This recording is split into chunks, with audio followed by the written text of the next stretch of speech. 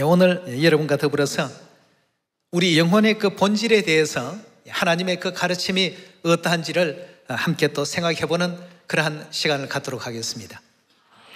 우리가 또 믿음의 길을 걸어가면서 이 영혼에 대한 문제는 후차적으로 이렇게 배제시켜버리고 눈에 보이고 날마다 이렇게 접하는 이 육적인 어떤 삶에만 급급하며 살아가는 많은 또 우리 인생을 바라볼 수 있습니다.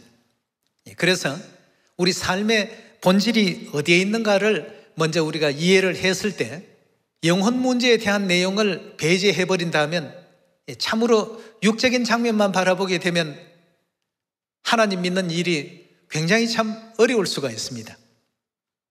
하나님을 믿는데 왜 사도들은 저런 핍박을 당할까? 왜 하나님을 믿는 사람들의 그 가정이 저런 어떤 어려운 풍파 가운데 있을까?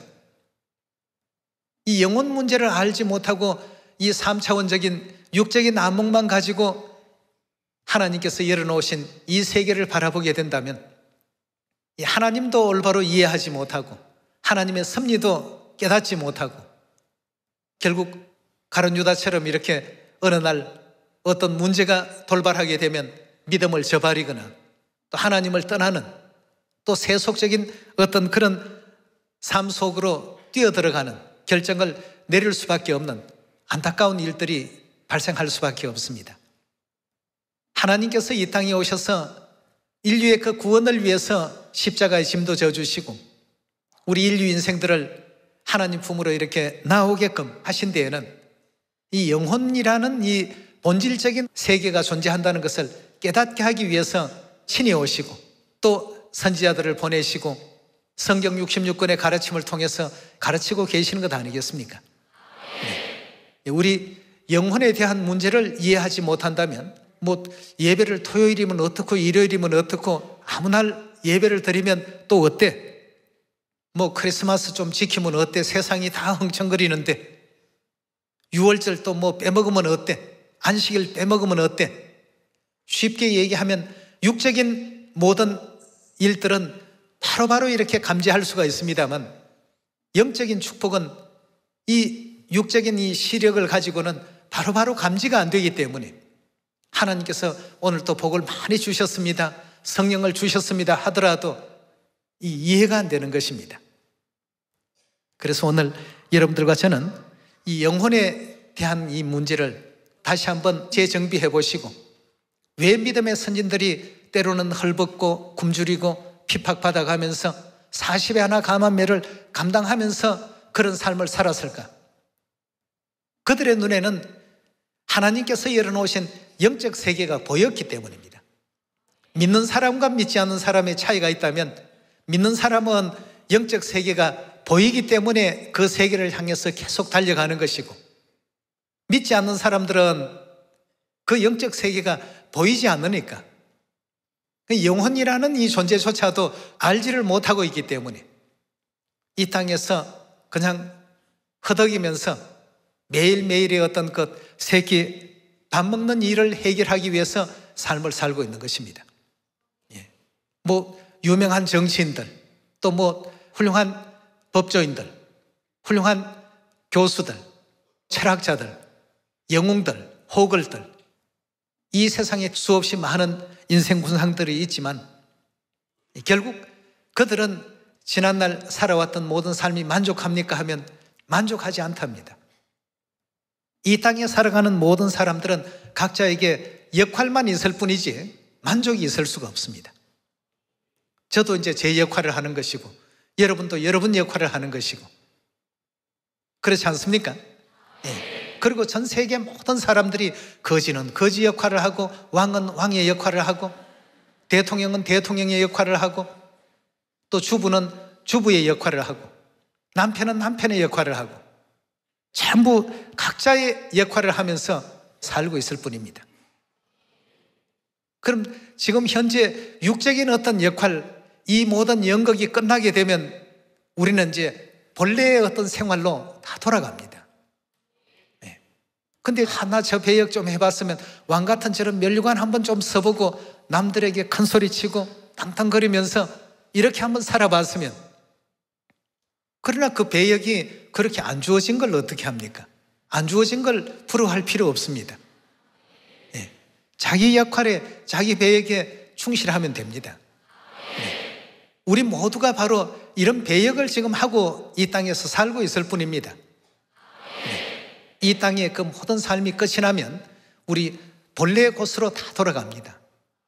우리 본연의 그 세계, 본연의 나의 어떤 그 위치, 이쪽으로 지금 다 돌아가기 때문에 여러분, 이 땅의 삶만 바라보지 마시고 우리가 장차 나아갈 영원한 그 영의 세계, 본래의 그 세계를 바라볼 줄 아는 그런 여러분과 제가 꼭 되셔야 되겠습니다.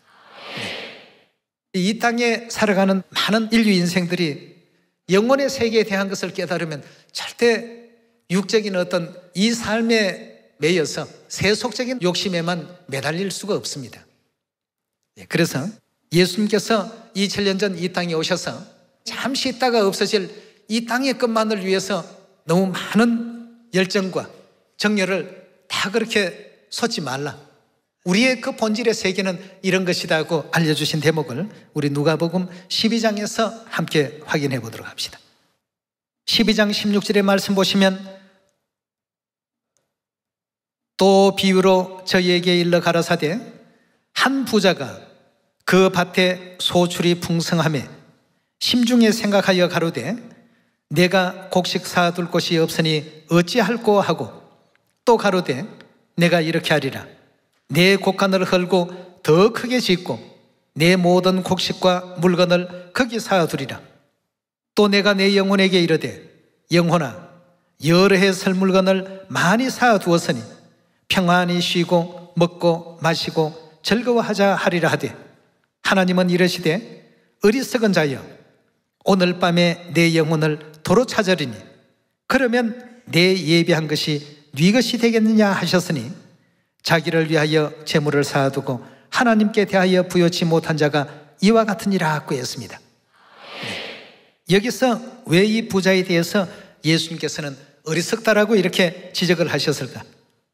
이 부자는 자신의 본질의 그 삶이 영혼에게 있었다라는 사실을 깨닫지 못하고 사는 사람입니다. 그저 이 땅의 것만 관심을 갖고 이 땅의 것만 눈을 지금 돌리고 사는 그런 삶이기 때문에 어리석다라고 했습니다. 그건 하나의 어떤 그게 역할에 불과한 것인데 그것이 정말 자기 것이냐 말이에요. 그럼 나중에 죽고 난 이후에라도 자신이 가져가야죠. 아니 그렇습니까? 그래서 고사에는 공술에 공숙을 하는 말도 있고 알렉산더 대왕도 자신이 죽게 되면 손을 좀 관 밖으로 이렇게 내놓도록끔 그렇게 유언을 하고 죽었다고 하지 않습니까? 그 왜 관 밖으로 손을 내놓으라는 유언을 했는가? 온 세계를 다 호령할 것 같고 온 세계를 다 자기 소유로 집어삼킬 것 같이 했지만 결국에 남는 것은 이 빈손이더라 말이죠. 가져가는 건 아무것도 없더라 하는 것을 교훈적으로 보여주기 위해서 자기의 그 손을 관 밖으로 나올 수 있도록끔 그렇게 해달라는 유언을 남겼다는 유명한 또 일화가 있습니다. 여기도 지금 보니까 어리석은 자여 오늘 밤에 내 영혼을 도로 찾으리니 그러면 내 예배한 것이 네 것이 되겠느냐. 이 부자의 삶은 심중에 이르기를 곡식 사둘 것이 많으니 또 소출이 풍성하니 이 어찌할꼬 곡간을 헐고 더 크게 짓고 앞으로 뭐 여러 해 동안 설 물건을 많이 사두었으니 이제부터는 평안히 쉬고 먹고 마시고 즐기며 그렇게 지내야 되겠단 말이죠. 오직 영혼에 대한 생각은 이 부자는 1%도 지금 하고 있지 않습니다. 이 점을 예수님께서는 어리석다라고 첫 지적을 하셨고 자신의 영혼이 언젠가는 반드시 소환될 존재라는 사실을 깨닫지 못하고 지금 살고 있기 때문에 이래서 예수님께서 두 번째 그 점을 어리석다라고 했습니다. 그 다음 세 번째 어리석다라고 지적하신 것은 당연히 준비해야 될 영혼에 대한 세계를 준비하지 못하고 이 땅에 육적으로 누릴 것에 대해서만 준비하면서 일생의 어떤 시간을 다 보내고 있기 때문에 이 점을 어리석다라고 이렇게 지적을 하고 있습니다. 그래서 예수님께서 비유 가운데 오늘 밤에 내 영혼을 도로 찾으리니라고 이렇게 말씀을 주셨습니다.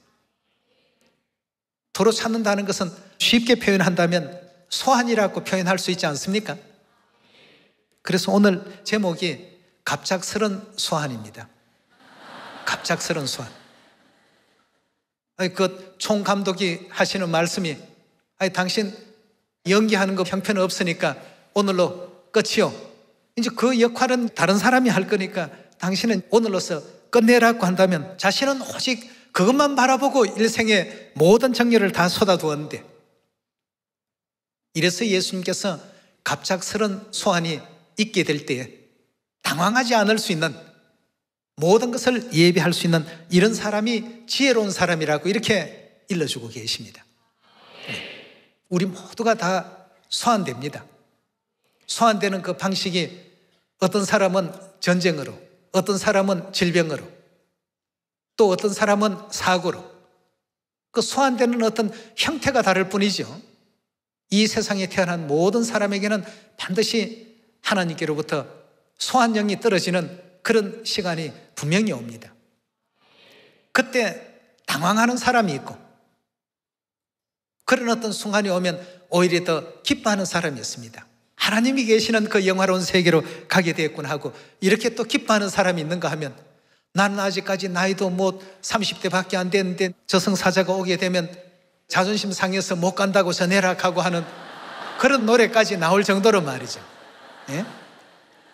대중 가요에 그런 어떤 가사 말들이 있죠. 아직 갈 때가 안 돼서 못 간다고 전해라 말이죠. 우리가 전하고 말고 할 입장이 아닙니다. 예. 갑작스럽게 소환령이 떨어지게 되면 밤에 자다가도 소환을 받는 사람들이 있습니다. 물론 우리 인생사에 전부 다양하게 일어나는 어떤 일들이지만, 이들이 한결같이 어리석었던 것은 영혼에 대한 문제를 준비를 안 했다는 것입니다. 그런데 오늘 전국과 전 세계에서 함께 이 안식일 예배를 드리고 있는 우리 식구들은 정말 참 복받은 사람들입니다. 모든 것을 지금 준비를 하고 있지 않습니까? 세상 사람들이 준비 못하고 있는 걸 우리는 본질의 것을 지금 준비하면서 나날이 살아가고 있습니다. 그래서 예수님께서 주신 이 말씀을 사도 바울은 히브리서 9장에 이렇게 기록을 하고 있습니다. 히브리서 9장 27절의 말씀 보겠습니다. 한 번 죽는 것은 했습니다. 한 번 죽는 것은 하는 것은 오늘 제목과 같이 맞추어서 보면 소환당한다라는 의미가 되겠습니다. 한 번 죽는 것은 사람에게 정하신 것이요, 그 후에는 심판이 있으리니 이와 같이 그리스도도 많은 사람의 죄를 담당하시려고 단번에 들이신 바 되셨고, 구원에 이르게 하기 위하여 죄와 상관없이 자기를 바라는 자들에게 두 번째 나타나시리라고 했습니다. 예. 이게 소환되는 이와 같은 일은 사람에게 다 정해진 그와 같은 일이지만 그 후에는 심판이 있을 것이다. 지옥의 판결이냐, 천국에 대한 판결이냐, 이것이 남아있는 것입니다. 여러분과 저는 그래서 오늘 이 순간도 앞으로 갈 그 세계인 천국을 위해서 시간을 쓰고 열정을 쏟고 노력을 기울이고 준비하면서 살아가고 있습니다. 영의 세계를 생각한다면 하나님께서는 지금 우리를 위해서 뭘 예비하고 있다고 했습니까? 우리의 거처를 예비하시고 영원한 기업을 예비하시고 왕같은 제사장의 그 자리를 예비하시고, 하나님께서는 지금 우리를 기다리고 있습니다. 이 땅에서의 연극 시간이 끝나면 빨리 오너라. 너희를 위해서 하늘에 영원히 없어지지 아니할 멸류관을 내가 지금 보관하고 있다. 우리가 이런 걸 생각을 해야 되는데, 원래도 나이가 한 살 더 먹으니까 나는 이제 쓸모없는 존재가 되나? 왜 그런 생각을 하는지 모르겠어요. 그건 세상 사람들이 하는 생각이고, 우리 시온의 자녀들은 하나님께서 예배해 놓으신 천국을 생각한다면 얼마나 기쁩니까? 한 살 더 먹으니까 천국이 그만큼 더 가까워지고 있는데, 안 그렇습니까?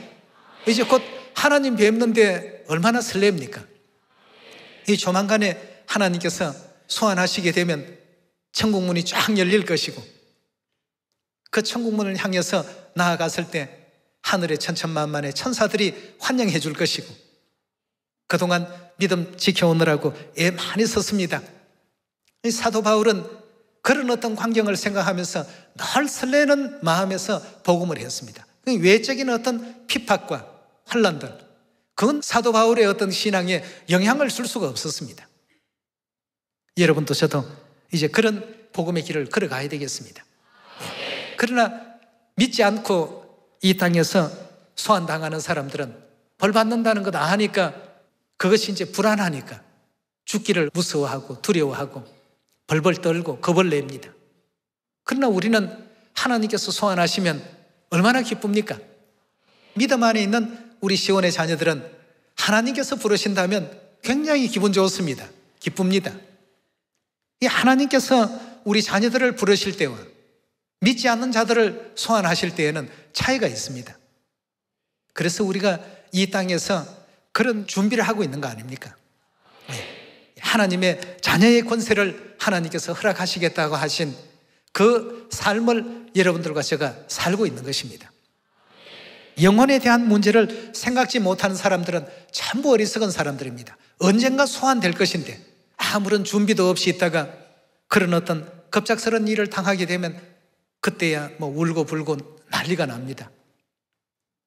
여러분, 하나님을 믿고 산다는 것이 얼마나 참 복된 일입니까? 우리 영혼의 세계가 없다면 모르지만 영혼의 세계는 분명 존재합니다.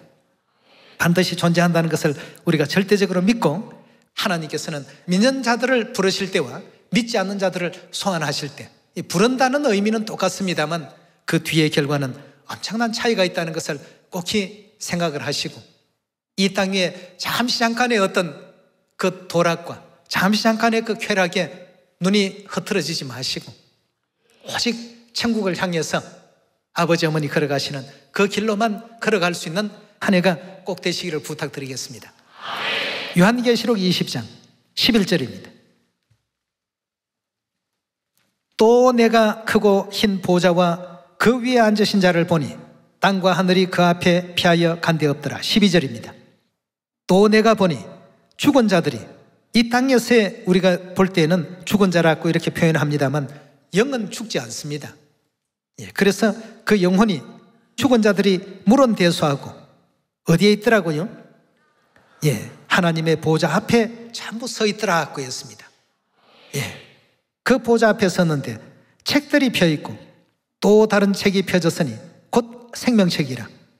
죽은 자들이 자기 행위를 따라 책들에 기록된 대로 뭘 받더라고요? 한 번 죽는 것은 사람에게 정하신 것이요 그 후에는 뭐가 있다고 했습니까? 자, 여기에 이제 지금 그걸 받기 위해서 그 영혼들이 서 있습니다. 우리 잠시 잠깐 연극하기 위해서 이 땅에 온 그런 어떤 존재들이 이제 실제의 어떤 삶 속으로 돌아갔습니다.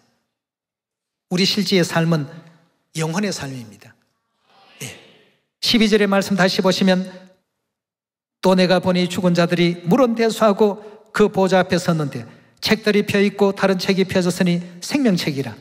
죽은 자들이 자기 행위를 따라 책들에 기록된 대로 심판을 받으니 바다가 그 가운데서 죽은 자들을 내어주고 사망과 엄부도 그 가운데서 죽은 자들을 내어주매, 여기서 죽은 자들은 갑작스럽게 소환받은 자들입니다. 각 사람이 자기 행위대로 심판을 받고 대다수의 사람들이 어리석은 삶을 살다가 각 사람이 자기 행위대로 심판을 받고 14절입니다.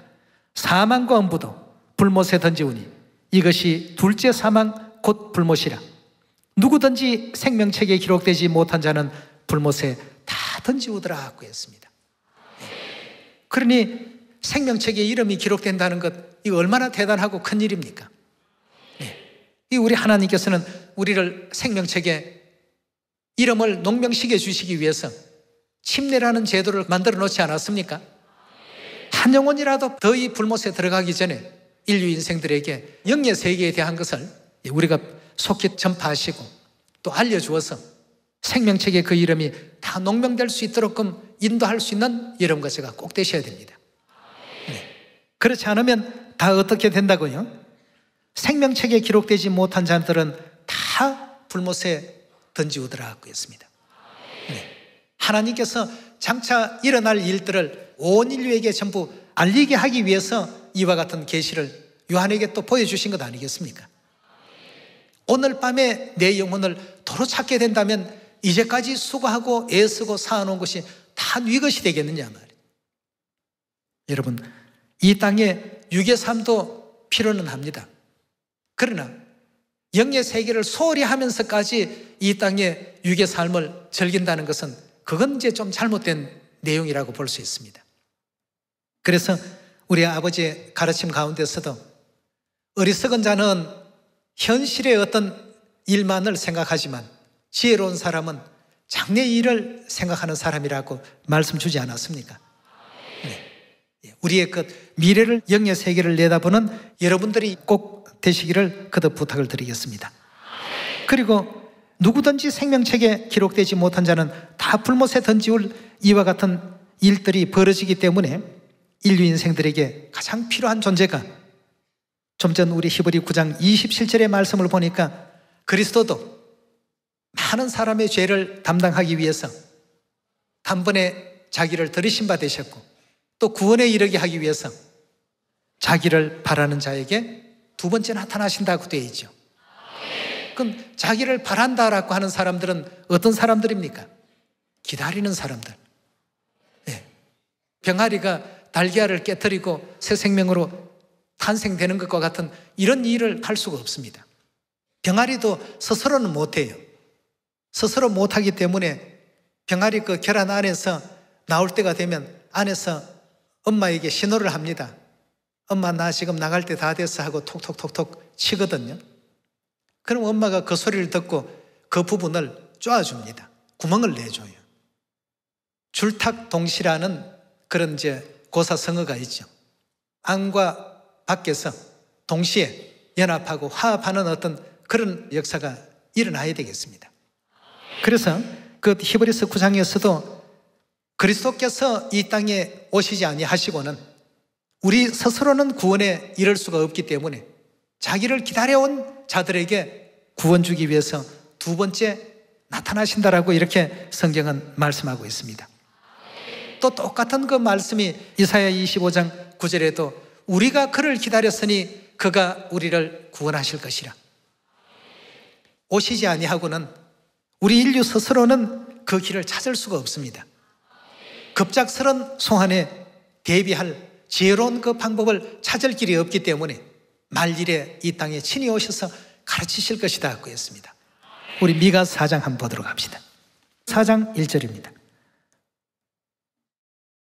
말일에 이르러는 이 마지막 말세 시대에 이르러서는 여호와의 전의 산이 산들의 꼭대기에 굳게 서며 작은 산들 위에 뛰어나고 민족들이 그리로 몰려갈 것이라. 곧 많은 이방이 가며 이르기를 오라 우리가 여호와의 산에 올라가서 야곱의 하나님의 전에 이르자. 그가 그 도로 우리에게 어떻게 한다고요?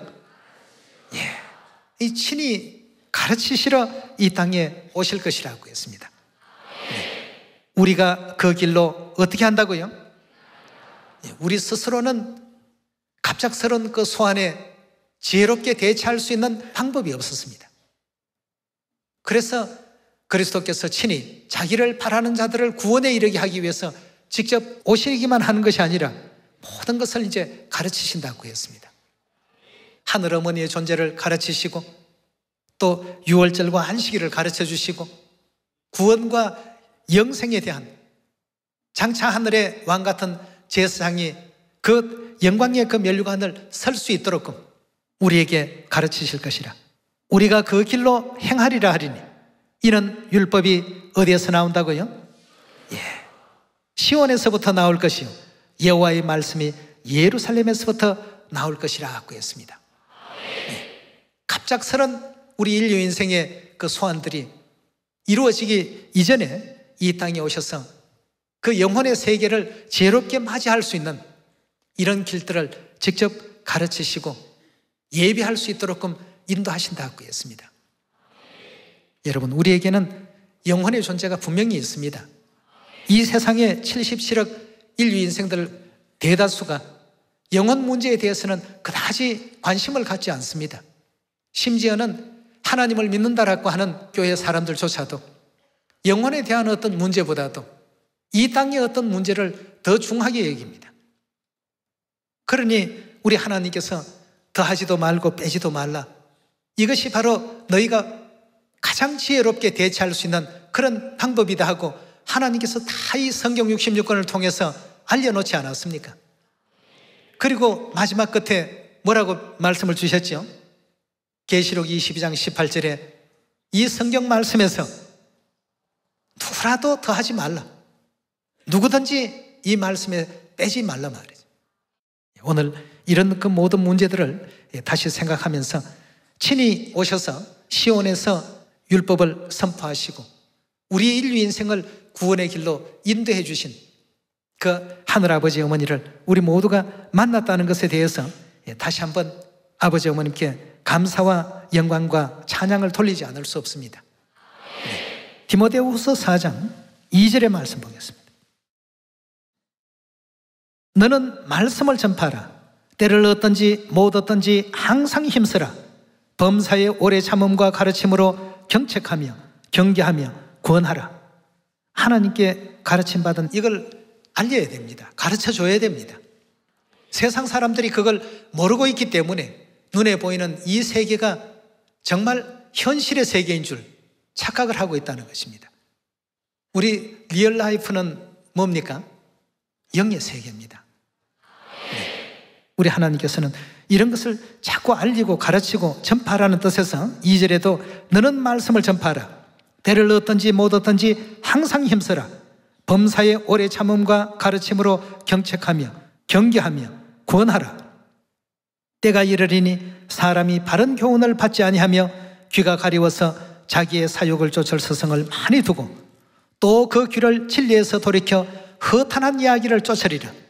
그러나 너는 모든 일에 근신하며 고난을 받으며 전도인의 일을 하며 내 직무를 다하라. 관제와 같이 벌써 내가 부엄이 되고 나의 떠날 기약이 가까웠도다. 내가 선한 싸움을 싸우고 나의 달려갈 길을 마치고 믿음을 지켰으니 이제 후로는 나를 위하여 무엇이 예비되어 있다고요? 하나님께서 모든 우리 시온의 자녀들의 면류관을 지금 보관하고 계십니다. 바울은 하나님께서 예배해 놓으신 그 의의 면류관, 그걸 굉장히 기대했습니다. 그 의의 면류관 서는 날들이 빨리 왔으면 좋겠단 말이죠. 그러나 하나님께서 너 아직까지 사명이 있으니까 아직 소환하기는 멀었다 하고 사명을 감당하라고 그렇게 놔두시니까 이 땅에서 때로는 참 줄이기도 하고 때로는 헐벗기도 하고 어려움과 여러 가지 그 핍박과 환난을 당했지만 항상 그때마다 바울에게 힘을 주었던 것은 하나님께서 예배하고 있을 그 영원한 세계, 그 세계 면류관을 바라보면서 자기 면류관을 보관하고 계실 그 하나님의 모습을 생각하면서 너 오면 씌워주려고 내가 지금 기다리고 있단 말이에요.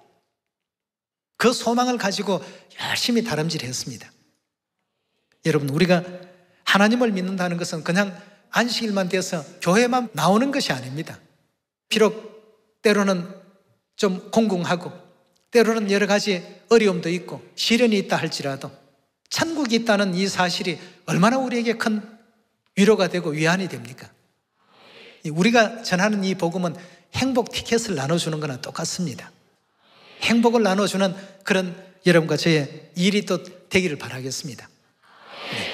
나를 위해서 예비하실 그 면류관, 참 얼마나 대단한 면류관을 준비하고 계실까? 그 아버지께서 면류관을 씌워주실 때 내 기분은 어떨까 말이죠. 이런 걸 생각하면서 믿음의 어떤 행보를 열심히 또 달려갈 수 있는 하나님께 큰 사랑받는 우리 전국과 전 세계 시온 자녀들이 다 되어주실 것을 부탁드리면서 말씀 이것으로 마치도록 하겠습니다. 감사합니다.